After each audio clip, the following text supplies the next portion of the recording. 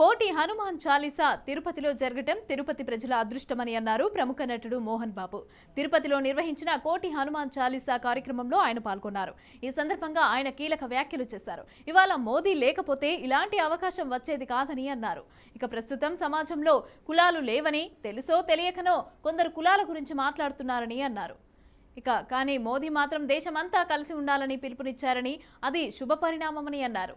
అయోధ్య రామ మందిరం ఇన్విటేషన్ను తనకు కూడా వచ్చిందని, తాను వెళ్తున్నట్లు కూడా ఈ సందర్భంగా తెలిపారు మోహన్ బాబు.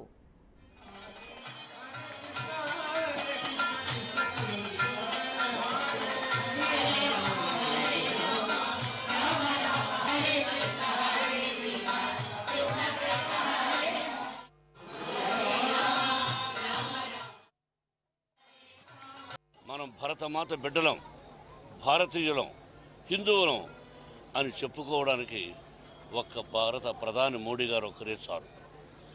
ఆయన లేకపోతే ఈ పొజిషన్ ఉండేది కాదు. మనం ఉన్న పరిస్థితిలో అసలు కులాలు లేవు, అందరూ ఒకటే అనుకుని వెళుతూ ఉంటే తెలుసో తెలియకో అజ్ఞానులు కులాల గురించి మాట్లాడుతుంటారు.